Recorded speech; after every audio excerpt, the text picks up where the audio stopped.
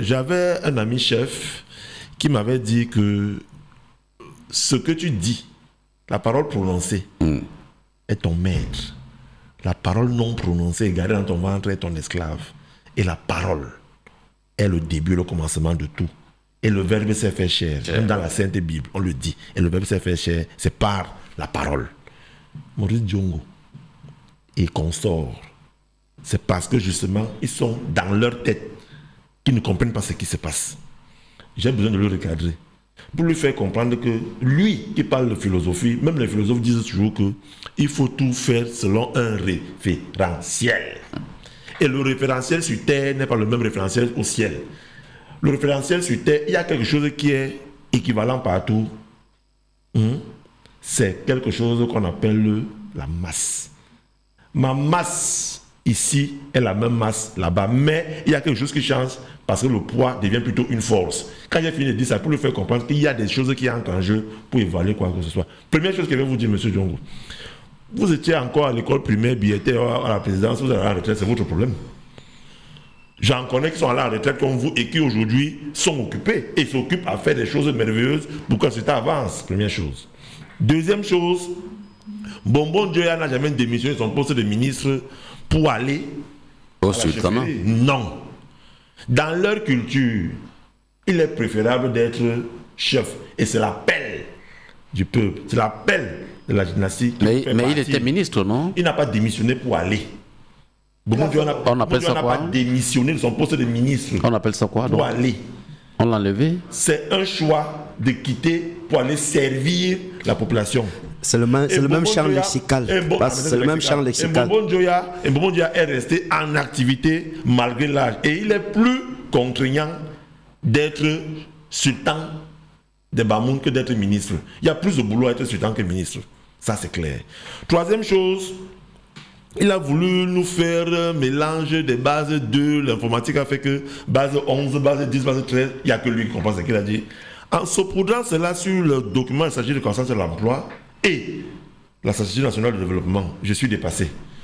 Parce qu'en voulant dire que Obama fait 8 ans et il est parti et il a fait ce que Biya a fait en 8 ans, lui, il n'a que fait Biya, il a en train de faire 40 ans. Mais où le rapport? Obama fait quoi aux États-Unis que Biya n'a pas fait? Je vais entrer dans des comparaisons inutiles. Le système américain prévoit un mandat renouvelable une fois. Donc vous avez 8 ans, vous partez. Vous pouvez revenir après un mandat qui suit, vous revenez après, ça c'est autre chose. Est-ce que la constitution américaine prévoit de faire plusieurs mandats? Non. La constitution au Cameroun prévoit au niveau présidentiel un mandat illimité. Mais même aux États-Unis, il n'y a pas de limitation de mandat. Quand vous avez fait 2 mandats, c'est vous-même qui choisissez de partir, mais il n'y a pas de limitation. Maintenant, je voudrais comprendre, je voudrais demander à M. Diongo. Il dit que, et là, la phrase qui m'intéresse plus dans sa sortie, dans son truc ésotérique, c'est ça bloque le pays. Parce que Biya a mis 50 ans, 100 ans, ça bloque le pays. Ça bloque dans quel niveau? Ça bloque où? Sauf s'il a d'autres sources de blocage, il nous dit. Vous le permettez de répondre, non? Je vais poser une question rhétorique. Ça bloque où? À quel niveau? Qu'il m'explique donc comment le fait que Biya soit au pouvoir, ça a bloqué le pays. Où? Le pays devait être où? Et eux qui proposent, et là où je chute, et eux qui proposent autre chose que de faire 50 ans au pouvoir, qui ne fait pas avancer le pays, qui bloque le pays. Eux, ils ont proposé quoi? Depuis qu'ils sont opposants et qui ne fait pas que Biya, qui est incapable et incompétent, partent.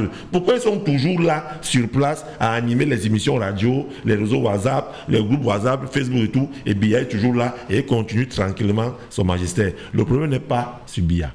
Ça s'appelle tout simplement la transposition génétique des problèmes personnels qu'on a. Je suis incapable de m'offrir ce casque. Alors que c'est simple. Donne-toi les moyens de t'offrir ce casque, monsieur Zang. Et je me mets à t'accuser que c'est toi. Parce que tu as ton casque à toi, tu m'interdis d'avoir mon casque à moi. C'est de ça qu'il s'agit. Que Diongo et ses amis se remettent en question, eux, et qu'ils nous proposent quelque chose de mieux pour que Biya parte. Parce que moi, c'est vrai qu'ils partent. S'ils veulent que je lui fasse plaisir, moi, c'est vrai qu'il part. Mais il va partir donc comment? Quand eux, en face, n'arrivent à rien proposer.